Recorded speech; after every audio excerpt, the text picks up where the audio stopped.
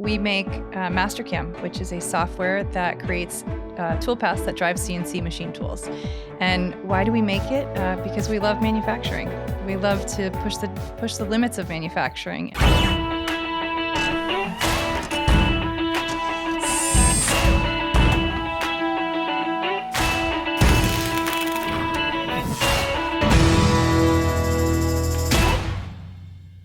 Just a quick reminder for you to like, subscribe, and rate this podcast so we can get your feedback and know how to make it better. Hey, it's Ari. Welcome to another episode of the Made in America podcast. Today, I've got Meghan West, President and CEO of Mastercam. Meghan, thanks so much for coming on today. Thanks for having me.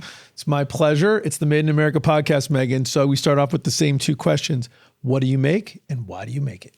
So we make Mastercam, which is a software that creates toolpaths that drive CNC machine tools. And why do we make it? Because we love manufacturing. We love to push the limits of manufacturing and, deliver a software to our customers that, gets them to test the boundaries as well. That's awesome. And, Meghan, I think it's a really great story. This is like a made in your garage family story, that's really grown and changed a lot. And, you've taken over the reins from the founders. And to your point, this is a software that's grown significantly since Mastercam got started. And it's just so impactful to all the manufacturers that are listening and understanding the convergence between like sort of the IT world where I come from and the hands-on manufacturing world is so important. And Mastercam's kind of right in the middle of that. So I think we've got so much to talk about, just about, what it can do, the future of, computer-aided machining or manufacturing and all that stuff. So we're going to get to all that. But I think just for anyone that maybe doesn't know what Mastercam is, let's sort of just maybe start with the background and the founding and just kind of the history of Mastercam. Yeah, my dad started the company back in 1983. At the time, he was an applications engineer. So he would install CNC machines at different customer locations. He was a machinist himself as well. I think that's always been a hobby of his. He actually still uses Mastercam this day. And he uses it to make furniture and, kind of tinker. He's definitely a hobbyist. So he's always had that passion for making. And I think that really drove him to say, okay, I've got this problem. How can I create a solution? So him and two roommates, they bought an Apple IIe and they drove that with a koala pad. I don't know if you know what a koala pad is. It's kind of an old version of a mouse, kind of interesting. But, they basically started to develop this software that was able to talk to these CNC machines. And so that was kind of the first step into automation.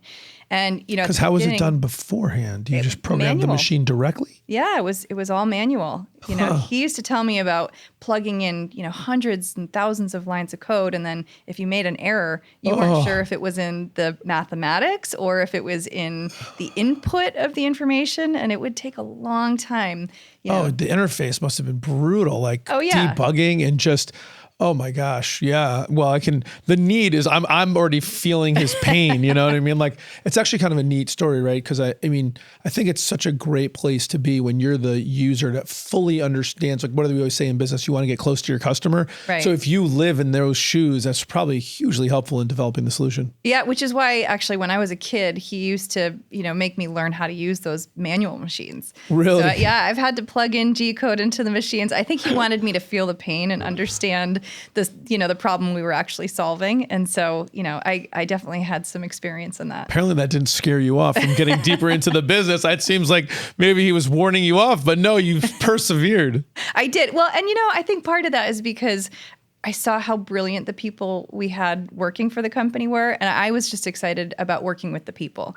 My dad was always on the technology side, and I got to really, connect on that personal side, which was fun. Side, which is where the impact often really happens. So he gets together with two roommates. They got a koala pad and an Apple IIe. And where do we go from there? Yeah, so they created point, line, and contour. That was where they started, and then my dad was really the sales guy. He's such a personable person. People like to be around him. And so he would go into these shops and he had the credibility of, being an applications engineer. And he said, hey, I have this software and it can create these things and it'll send this information to the machine and the machine will automatically run. And at the time, he was competing against manual machine, Right. So there was nothing else out there. And so right place, right time. And, from there it just kind of grew and expanded. And, we got into 3D and we got into, started getting into multi-axis and, just kind of that advanced technology. So I mean, obviously it's grown a ton now. We're like 40 years down the line or whatever, right? So a lot has changed. How fast did it really grow? I mean, I know you're pretty well versed in the history. I mean, we're starting in 1983. And the one side of starting something new is you don't have a lot of competitors except for all of the momentum of the whole history of how everyone made something before you got there, which can be a tough competitor to get over. How long did it take to sort of really get traction and momentum? In terms of traction and momentum, I would say probably 3 or 4 years. I think he had, no, it really wasn't. He had an incredible boss that actually allowed him to still have a full-time job as he was starting the company. Because actually, fun fact, I was born 2 weeks before he founded the company. Oh, really? So he's got this new kid. My mom was pretty nervous about this new company, thinking, how are you going to be able to support us? And but no, I mean, not the most sort of calm, emotionally stable time in a house having your first kid. I mean, having been through that, it's a lot of stuff going on. Absolutely. And I got to give my mom credit. Sure. I mean, she rolled with it, and eventually when the company started to gain traction, she actually joined and became the CFO and managed all the books behind the scenes, kind of self-trained. So, she's sort of that silent supporter that's always been there. God, you need that for sure. Absolutely. In life. Yeah. So he had sort of the Mastercam business growing on the side. And then, so kind of finished that through. Yeah, so he had the Mastercam business growing on the side. I think it was probably just about the first year he was working, for his other job, and eventually decided, I think I gotta give this my commitment to make sure it'll work. And he did. And his middle brother joined the company and became the primary computer engineer. And he actually became the president of the company at the time. This was very early on. And then his third brother joined the company as well. So it was really kind of this family business. And from, 1983 up until, 30 years later, it was just slow, steady growth. My dad was always a very conservative, he took his time. He was thoughtful. He wanted to make sure that he didn't take too many risks. And so, because of that, the company had just this enormous stability, and it created this incredible culture where, people joined on and they were excited about being part of something bigger. And then I would say in the last 5 to 10 years, that growth trajectory has definitely gotten much faster. And so, here we are today, 270 employees. We've got people working for us all around the country. We've got people working for us in other countries of the world, and resellers in over 100 countries in the world. So it's become a force. There's a lot of momentum behind it. So a lot of 10 years ago, what did the picture of the company look like? Sort of my sort of read of the story is, maybe there was a hockey stick, but that the first blade of that stick was long before we hit the pivot point. Yeah, it was. I would say, 10 years ago, we were probably 140 employees, and I think we were very fortunate because the company was always profitable. So there wasn't necessarily a need for a lot of business processes and budgets and forecast and kind of all of that running a business, stuff that you had to think about. It was really more focused on the technology. And then you kind of get to that point of 140 people, and now you're really responsible for a lot of people and their families, and making sure that this product is successful. And so I think at that point, that's when we really started to formalize a lot of those business processes. We got different roles in place, and making sure that we were really paying attention to the direction that the company was going.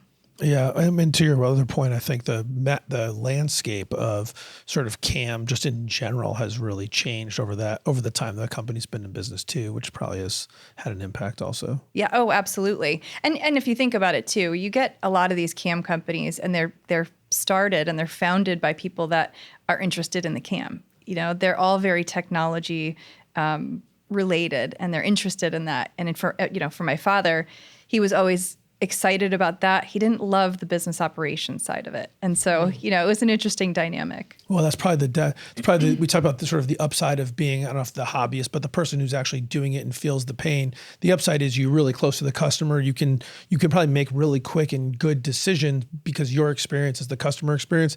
But I think that the flip side of that is you're way more focused on that aspect, and you maybe a little bit lose sight of the other aspects. It sounds like you guys had that experience. Oh, absolutely. And I don't think that is uncommon in this industry. No. The good news is you end up with a really good product, which is a great thing to build on. So that's a better way to go than the other way around. So we've been through that, and we'll get into some more of the company growth and trajectory and impact. But how did you get involved? I mean, obviously you've been around since the company's been around, but, probably weren't involved very early on, I wouldn't think. From the time I was 6, 7 years old, I have memories of going to the office and, understanding what my dad did and meeting the employees and just loving to be there. It was just something that I was always really interested in.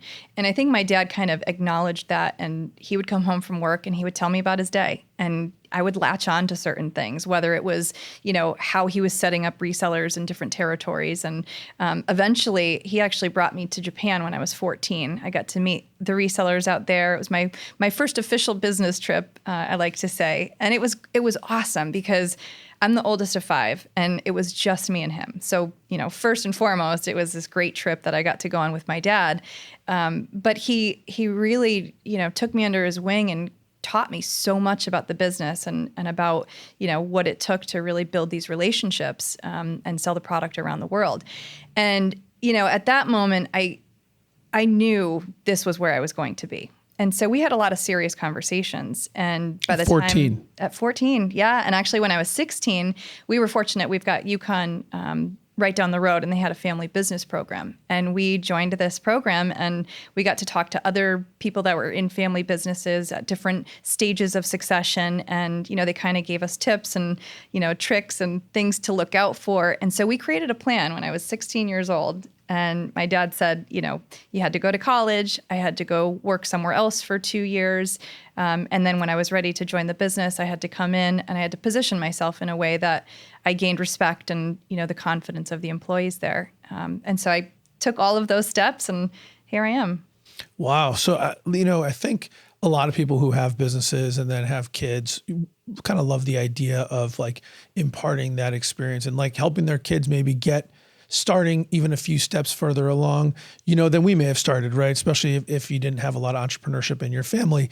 I mean, you're going to make mistakes in business no matter what and learning. But if you can help your kids kind of get to the next level, sounds like you just took the interest from the beginning. Maybe like talk through just right from the beginning at 6 or 7, you were already asking questions. Like it was just sort of innate. Yeah, I think so. And part of that I think was because he brought me into the office on a regular basis. So I got to see it.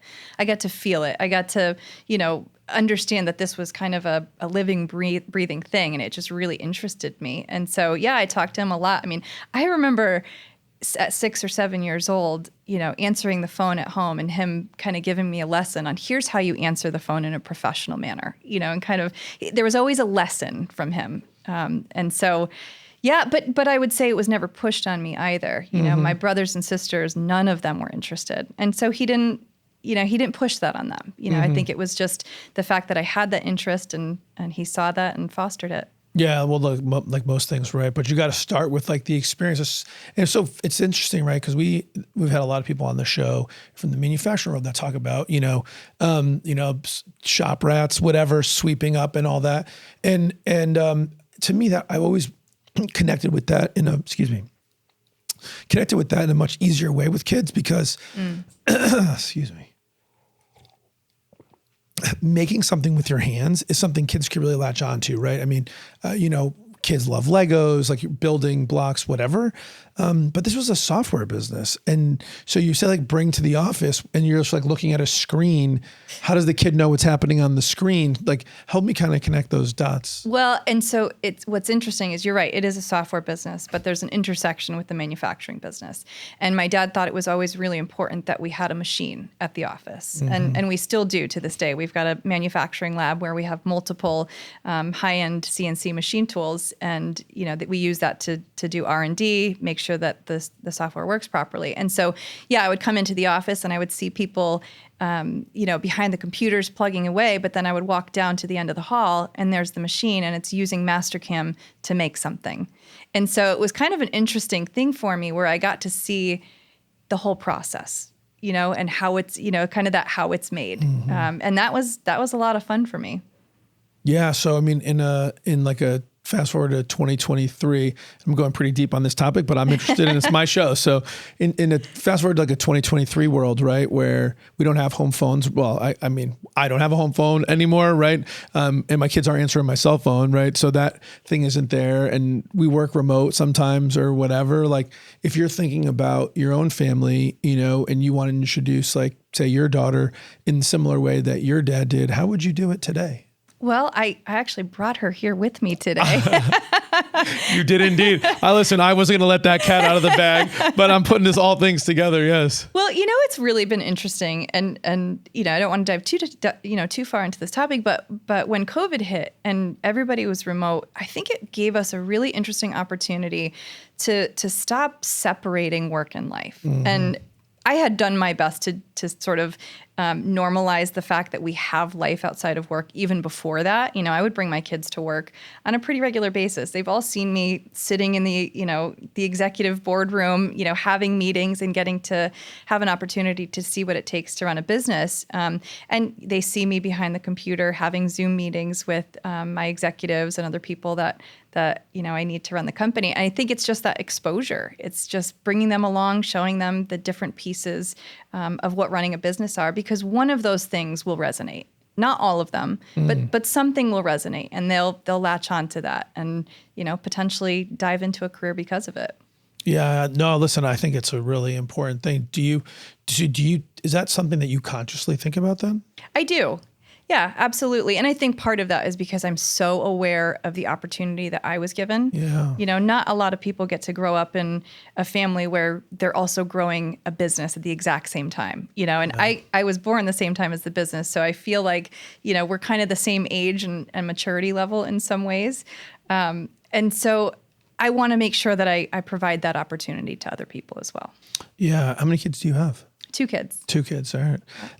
Yeah, that's a really good idea. We're going to have to talk about this offline, because I want to take something from that. Because I do remember times where, I had a similar experience. My parents were professionals, lawyer and doctor, ultimately had their own firm and their own, practice, and did some stuff. And I certainly remember times, and it came up later in life, where I was around so many, I was brought to like different events, fundraising events, like whatever. It was really welcomed in a lot of things. So I've never been to a room where I felt intimidated. Like I just, I never understood that. Like now later in life, people explain it to me. But when you're just around executives and professionals all the time, you feel comfortable there. And that's such a huge step up. And it just sounds like you had a sort of similar experience in the business, being around, seeing your dad do it, being able to witness it, gave you the confidence, like the exposure gave you the familiarity for you to be comfortable doing it. And you seem like you're reaping those rewards. Yeah. And I would say being a woman in both the manufacturing and the software industry, that was probably even more important, because I did create this sense of confidence just because I was so comfortable and familiar with both, the business and the product and the people. I mean, I built relationships with our employees and our resellers from a very young age. So I never had that sense of doubt, when I did take over the company, to think, are they going to accept me? Are they going to look at me as, a female in the manufacturing industry as a negative thing? That never happened. Because you had how much of that was you and your back? Because kind of what you're saying, and I hadn't even thought about it till you brought it up, but you are at the intersection of 2 industries that are notoriously, maybe that's the right word, notoriously off gender balance, skewed way heavily male, right? I mean, IT, software engineering and development, and then manufacturing. And so you're sort of saying your exposure there, you think, helped kind of break that down, which implies you brought something to the table that allowed those barriers to come down. Yeah, I absolutely. And I think it was that confidence. And I'll tell you, I've been into shops, with confidence or competence or both, right? Because both. right? Yeah, it's absolutely. A little bit of, no, you're right. You're right. And I think that's part of it. I go into a shop and, the first 5 minutes they speak to my male counterpart, and, a couple minutes of me speaking to them, and they realize I know what I'm talking about. And yeah, that this lady shifts. knows what's up. Yeah. And that shifts. But, it's just never something that I really worried about. And I think I owe a lot of that to my dad. That's really awesome. He probably knows all this already. Yeah, he does. Yeah, I bet he does. So, so it's really cool. You guys had this sort of plan from super early on, which, I got to talk to your dad at some point, because I bet that must have, I can imagine that in my own world, and thinking how like amazing that would be to see that journey come to fruition. So where did you go to work after college? So I moved to California right after college. I went to Bentley College up in Massachusetts, but I figured, I'm going to be in Connecticut. Let me explore and do something else. I moved to California, didn't last there very long, ended up in Hawaii because I just wanted... Because you thought, maybe the problem is distance. I'm not far enough away. How much further could I go and not have to use my passport? That's right. That's right. Fair enough. So I ended up in Hawaii, and I actually worked for Pearl Harbor. I was a development associate, and I worked to... Like the naval base? No, actually the Memorial Fund. So I was there helping with fundraising. I actually put together the 65th anniversary gala to fundraise. And that's really cool, actually. It was awesome. I got to meet a bunch of survivors. I actually got to meet some of the Japanese pilots that had come over on the opposite side. Obviously they've since kind of made amends. Yeah, I would imagine so. But it was such a beautiful experience. Being able to dive into history, which I'm kind of a history buff anyways. I love World War II. So it was neat to be able to get that experience. And I think for me, it was, how are other businesses run? Do I have the self-confidence to participate in a business, never mind run one? So that was a lot of fun. So you weren't even in a tangentially related, sometimes people say, okay, you can come work in the family manufacturing business, but you got to go manufacture somewhere else, or software, fine, but you got to go to another software business, see how that's run. No, not only are you like 5,000 miles away or whatever it is, but then on top of that, you're like just doing fundraising for a nonprofit. So it's just like completely different. Well, you know what I say? We're not in the software business. We're not in the manufacturing business.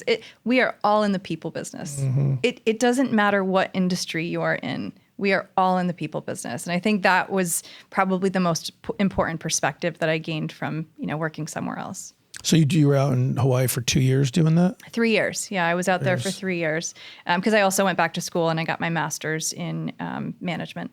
Got it. And then it was time to come home. I'd say come home out of the winter, but no, come home out of the tropics, I guess. That's right. That's right. And so was there a time where you thought maybe you wouldn't come back after you sort of started doing something else? Did you start to develop sort of that passion for that and maybe second guess, or you never wavered? You knew this was always going to be temporary. I was laser focused. I knew that this is where I wanted to be. I think the only moment I had was the day that I walked into the office for the first time. And I had previous jobs at the office. I mean, I worked in the tech docs department, the marketing department, the customer service department. I stuffed brochures when I was, pretty young. So I had been there before, but, it's different when you go in that first day of, okay, this is it. I'm starting full time. I'm coming in. And I thought for a moment, what if I hate it? And I had these butterflies in my stomach. And I think that thought lasted maybe 10 seconds. And walked in the door, and that was it. As soon as you walked in, you felt like, that home feeling, right? Yeah. Like you're just like, this is it. Yeah. That's awesome. And so where did you had to come in and start in a place? So it's really unique, right? Because you were there early. Mm-hmm. You sort of did to some extent, start at the bottom, in high school and whatnot. And then you sort of left, and now the prodigal daughter returns. Yeah. Where do you start in the return trip? Where did you start in the business? Well, it was funny because I remember walking in that first day, and I walked into my dad's office and I said, "Hi, Dad, I'm here." He said, "Great." I said, "Well, what do you want me to do?" He said, "I don't know. You figure it out." I said, "Okay, what department should I work in?" He said, "I don't know. You figure it out." I said, "Well, what should my title be?" He said, "I don't know. You figure it out." And that was pretty much how it went from there. And so a lot of the beginning was I just sat in on meetings. I just sat in and I learned and I listened and I observed. I asked questions. I continued to build relationships with employees, that I had already started to build really, just by being around. And, Eventually I kind of figured out what my skill set was. I kind of gravitated towards the marketing department at first because I liked that communication. I liked to be able to connect with people. Eventually became the operations manager, and then 8 years ago became president. So when you say ops manager, by the way, the marketing, I could see a smooth glide path from sort of fundraising and the stuff that you had been doing into there, right? Communications, influencing people, moving them towards like a direction. So anyway, I don't know if that's true, but that sort of seems like a good connect. Yep. But then operations. So does that mean, like, when you say ops, I'm reading that to be sort of like product development operations and getting that stuff like finalized and out the door? Now, more business operations. Got it. So again, I had to figure out what gaps I could fill. What was my skill set? What was the value that I was going to bring to the company? And I said earlier in the podcast, my dad really focused on the technical side of things. So he sort of, I wouldn't say ignored the business operation side of things, but that just wasn't his passion or his interest. So I spent a lot of time with employee performance, putting together budgeting process, figuring out the organizational structure. I think at the time it was, me, my dad, and my uncle, the three of us kind of leading the company and managing 30 managers, and it just wasn't a good structure. No. Nobody knew who to come to. And, it was one person would have one answer. And if you didn't like that answer, you could go to someone else.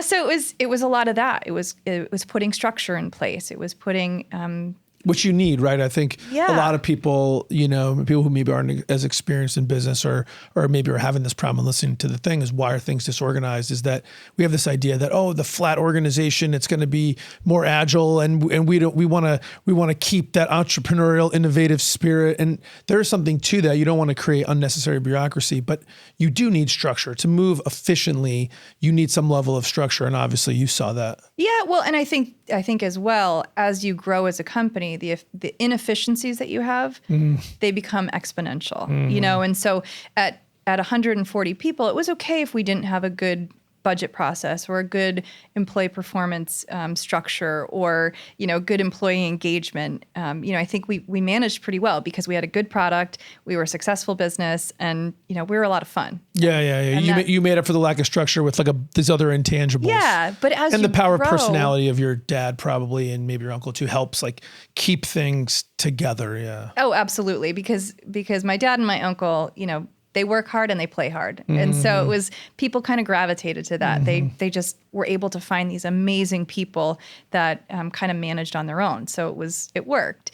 But at 270 employees, we've got people all over the country. If we didn't have a mission, a vision statement, if we didn't have company values, if we didn't have a budgeting process and, all of these things, we wouldn't survive. That's just not scalable. And so, a lot of what I did was kind of put those foundations in place and set us up for that future growth.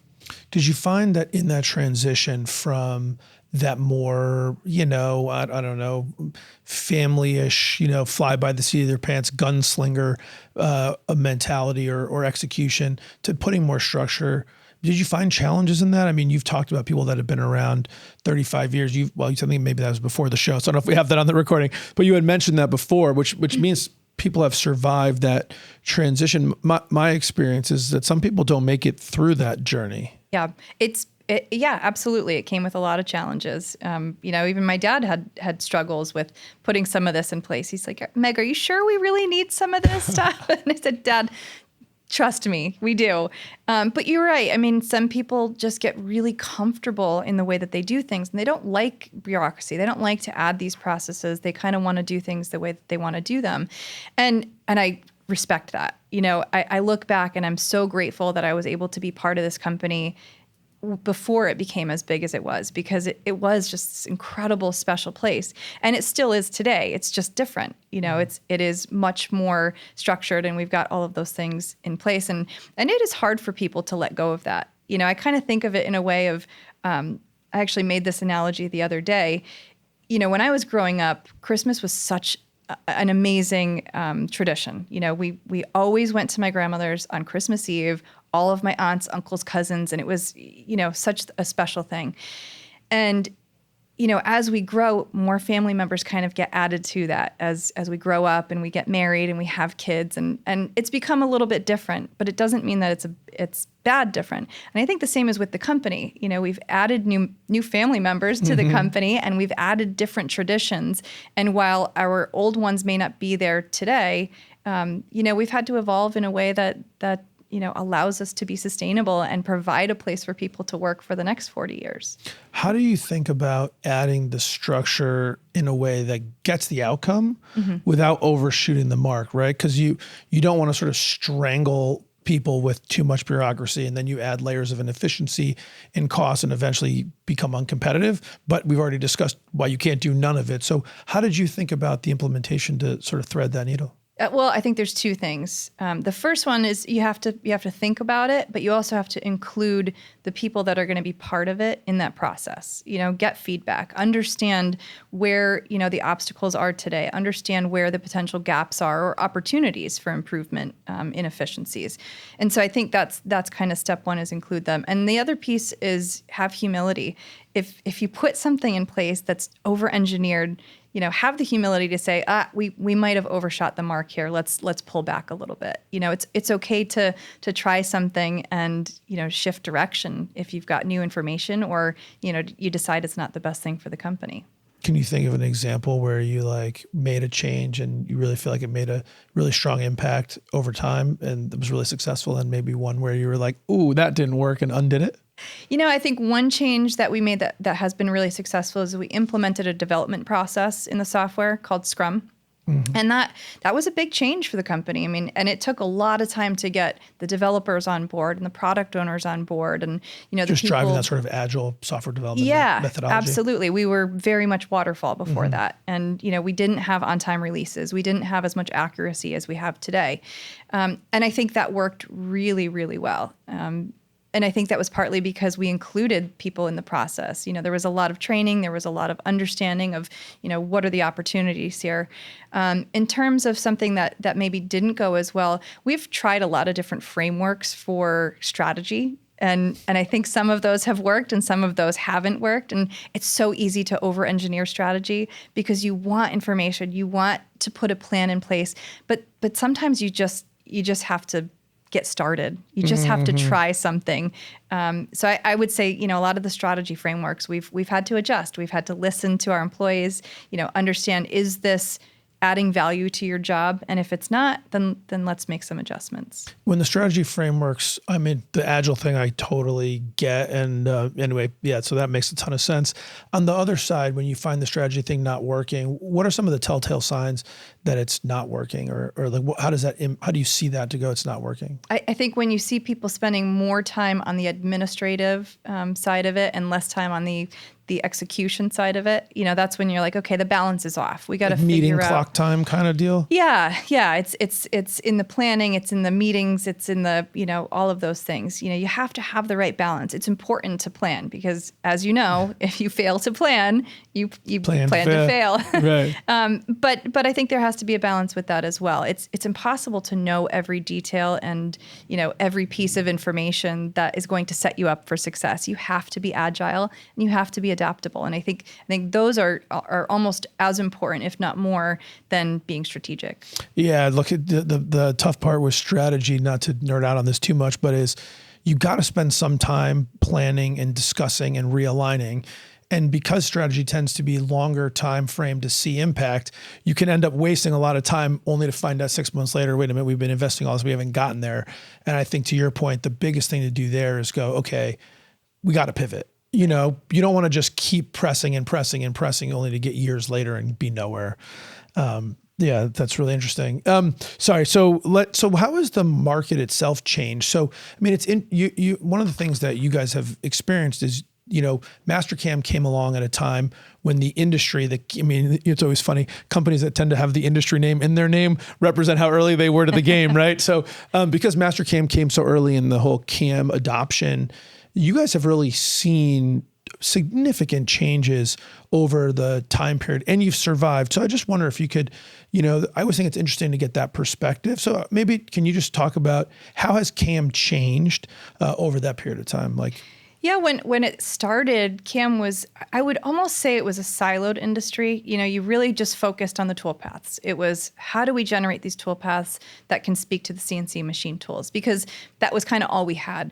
But as the industry continued to grow and develop, you've got these supplemental technologies that take the automation of the CAM system and expound on that. You've got inspection, you've got metrology, you've got PLM, you've got all of these areas where data is used to create more efficiencies and automation is used. And so I would say one of the biggest changes is we were able to kind of focus on just ourselves for the first couple of years. And now we need to make sure that we work seamlessly with hundreds and thousands of partners around the world and all sorts of different technologies to make sure that our customers are getting the user experience that they're expecting. So which just seems like it,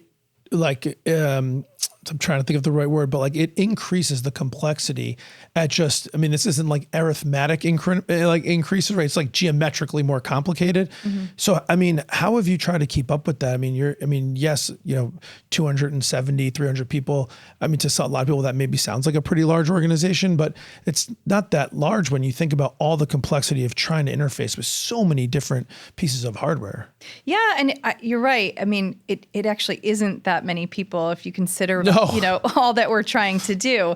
But I think that was the plan for growth, is that we understood that we just had so much coming at us from different partners, from the expectations of our customers, that we needed to develop more. And so we needed to grow as a company to be able to satisfy all of those. But the other piece of it is, how do we start to develop relationships with our partners so that we're developing that technology in tandem? So let's say we've got a tooling company that they're creating these new tools that have this technology that if it works well with the CAM system and we can create a tool path that really gets the most out of it, then the customer gets that value a lot faster if we're doing it together, as opposed to the tooling company developing it and then us taking that and working on our side as well. So, your end customer, it's almost like you got to partner with the tooling companies to get to the end customer, which is like the manufacturer who needs to go and make something. So is that how you guys think about it? Sort of like you got to almost partner with them and they've got their own development paths and whatever. How does that? How do you think absolutely. about that? We have to partner with the tooling companies. We have to partner with the machine tool companies. So the big machines that are running, we have to understand how they're, innovating and what they're going to be doing with these machines. We have to work with, our partners that are creating the inspection technology, the metrology technology, the robots that are used. It's a whole entire community. And now you've got robotics, you've got additive manufacturing. So you now just it just keeps expanding. Right. Absolutely. But I think it's so much fun, and it's such a, manufacturing is such an industry where if you're on the inside, you just know, everybody that's in manufacturing gets it. And the people that are sort of outside of it, it's so unfamiliar and, just this unknown territory. But the amount of partners and the things that they do with the software and the things that they're innovating on, it just pushes us to kind of challenge our limits as well, it's a lot of fun. As we look at the kind of manufacturing landscape, it would seem to me that sort of the macro fundamentals are really putting wind in your sails to move faster, I would think. So maybe frame that up more as a question instead of a statement. But, is that true? Because the things we talk about on the show all the time for manufacturers is there's challenging growth because it's hard to find people. You're always looking for more efficiencies. We're trying to reshore, which means we've got to find more ways to be more productive. Mm-hmm. These all seem like things that are right in Mastercam wheelhouse. Oh, we think about those all of the time. And then, add AI to that. We're thinking about that all the time. Just another thing. Right. It's what do we do with that? How do we use that to make our business more efficient and also to make our software more efficient? So, yeah, the number of things that we have to be paying attention to at any given time. And again, I think that's another reason why having partners is so important because they're kind of canaries in the coal mine for us as well. We can understand where they're headed or where they're going so that we can make sure that we're staying ahead of it as well. And so when you talk to customers, what do you hear from them as to what they're using with your software right now to gain real benefits to their business, and what are they asking that you don't have? It's so interesting because you get into it. So we're in the software business, but in the manufacturing business, and those tend to have different levels of acceptance to change. And so we've kind of had to create a balance where we're innovating and we're moving things forward to stay ahead of the competition, but we also aren't scaring some of our customers away as well. Because the end customer doesn't move at the speed of software, if I could say that. Yeah, that way. not always. I mean, it's such a classic case of where'd you move my cheese? Who moved my cheese? Who moved my cheese? It's when we change things in the software, even if it adds value to them, it creates tension, because they use our software 8 to 10 hours a day. I mean, this is their life. They are in Mastercam, all day long. And so it's really important that we make sure that we're doing things and changing things in a way that truly is adding value at the end of the day. But they don't always ask us for things. A lot of times we have to know what they want before they want it. And that's really difficult to figure out sometimes. Oh, it reminds me, I don't know if it's a true attribution or not, but I always quote it, so hopefully it's accurate. But, that Henry Ford said, if I asked my customers what they wanted, they would have said a faster horse. So I totally get that, right? You've sort of got to anticipate. And I also, having sort of been in the business, not, myself, like people do get really upset when you change their interface, even if the new interface is so much better, even if one of the complaints they have is it takes too many clicks to get to something. When you try and fix that, they're like, wait a minute, what happened to my old menu? And absolutely. So it's like you've got to sort of make that change. So when you think about what they're not asking you for, as you think about the future of CAM, maybe not even Mastercam specifically, but maybe CAM more broadly, what do you see as what's coming down in the future? Like what is the new frontiers you have to conquer? I think it's smarter manufacturing. I think it's coming up with sort of predictive technology so that, we can understand the part that they have and recommend tool paths and recommend default, parameters that are going to create the most efficient tool path and the least amount of cutting time. Being able to utilize the data that we now have access to start to come up with that. Because again, the CAM industry is about 40 years old. And if you think about that, the people that were in the CAM industry at the beginning of that are all starting to retire and kind of getting replaced with that next generation. That next generation doesn't have the benefit of having used manual machining.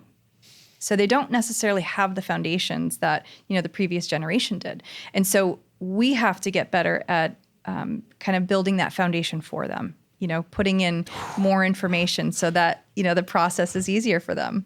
That's like a really kind of blowing my mind, interesting concept of like you're getting more advanced by bringing them back to the beginning, which is sort of an interesting.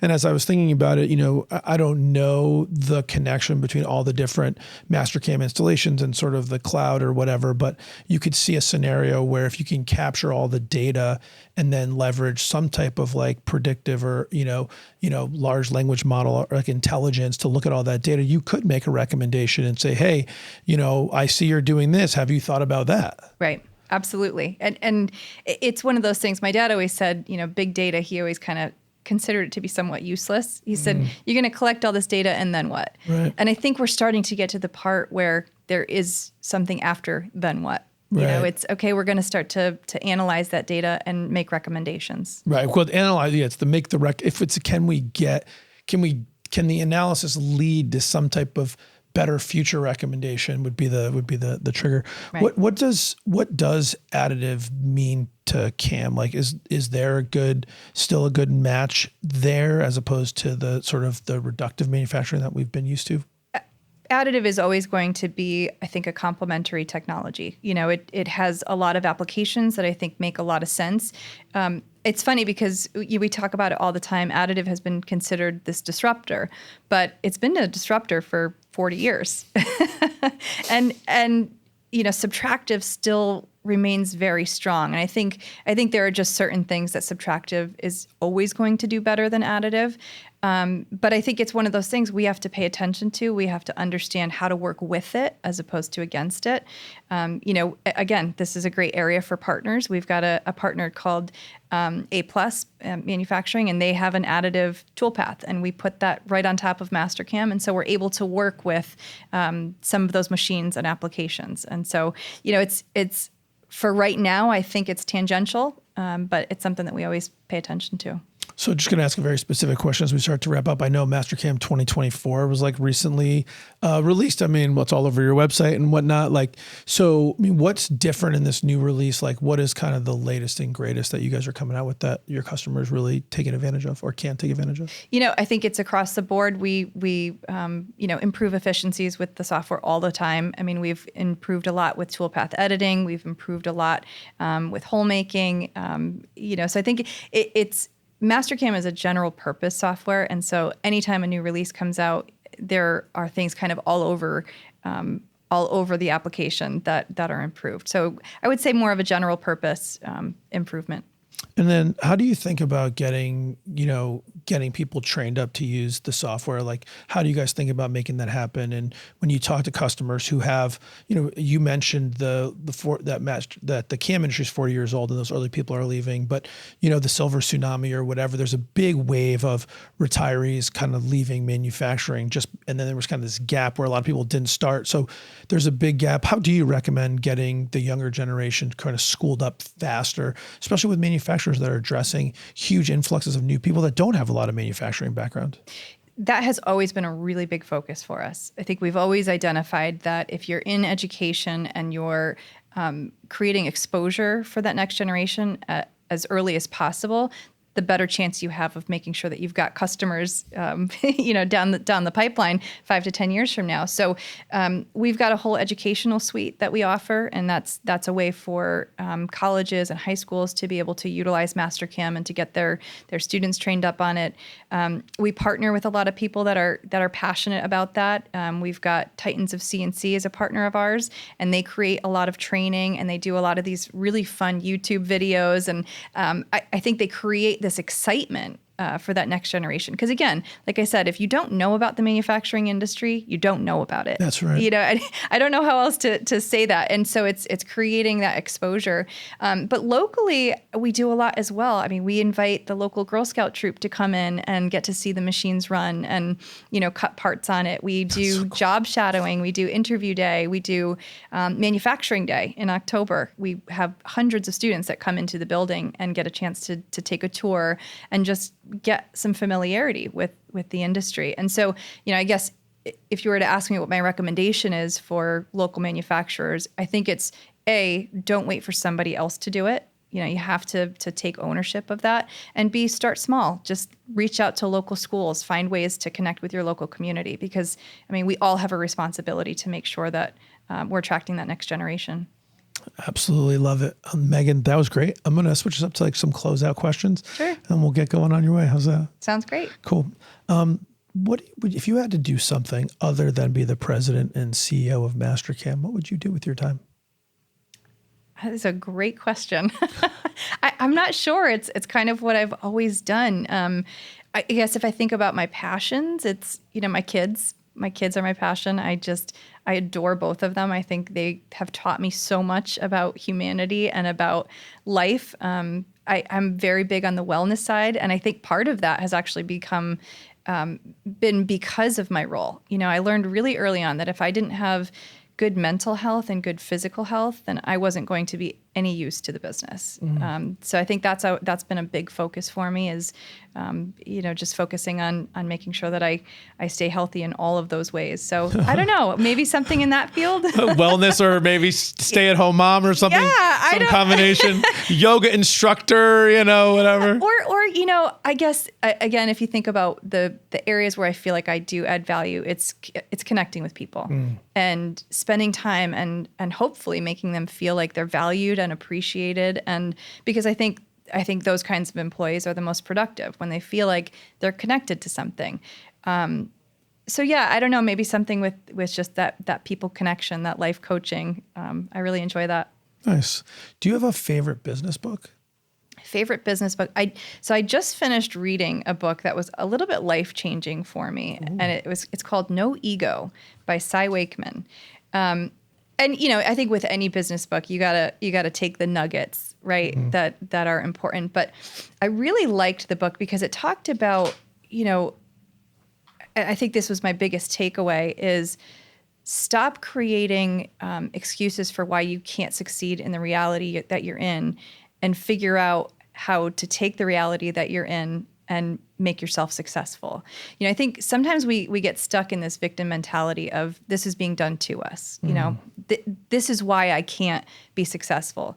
But again, going back to that adaptability and that agility, sometimes we have to figure out that these are our constraints. So how are we going to work with them to make ourselves successful? And I think, that was really big for me. And I want to pass that on, certainly to people in my company and outside of that as well. I'm going to check that out. I didn't connect the description with the title No Ego, but the description makes total sense. So that sounds super interesting. Yeah. Meghan, what's something that you learned early in your life or early in your career that you think's helped propel you to all the success that you've had? I think it's that you can't do anything on your own. I think it's also be unapologetically you. I think I learned very early on that I wasn't going to be able to come in to this team that had been established and try to force respect or pretend that I knew more about the technical side of things or, the marketing side of things. I had to really figure out how to take my skill set, take what was, what I was good at and figure out how to inject that into the team in a positive way. And, I did that by understanding the value that they all had as well and kind of clear the space for them to be able to be valuable in that space. I didn't want to get in anybody's way. So I think it's kind of a mixture there, but that's probably it. Be unapologetically you. That's like seared in my brain. What's something that you learned later in your life or later in your career that if you could go back and tell young Meghan, and if young Meghan would listen to you, make a real positive impact on her life? Don't take anything personally. Don't take anything personally. Did not see that coming. I think one of my strengths again is that connecting with people, but it becomes a weakness as well because I feel so much. It matters so much to me, and I've definitely let that get me down on certain days. And I think a lot of times the interactions that you have with people, it has more to do with the experience that they're having than it does the experience that you're having. And I think that's something that I would have told myself is that, I let myself feel so much and, I got down on certain days. And if I had just understood that a lot of those interactions had more to do with that person than it had to do with you, I think that gives you context. I think it gives you compassion and empathy. And I think that gives you a little bit more strength as well. I'm going to leave it right there. Meghan, it has been awesome having you on. Thank you for sharing so much today. And I really wish you guys all the best. And I look forward to keeping tabs on you in the future. Absolutely. Thank you so much. I appreciate it. Made in America with Ari Santiago is brought to you by Compass MSP. Thanks for listening and spending some time with me today. My goal is to help build a strong manufacturing community, and it would be impossible to do without all of you.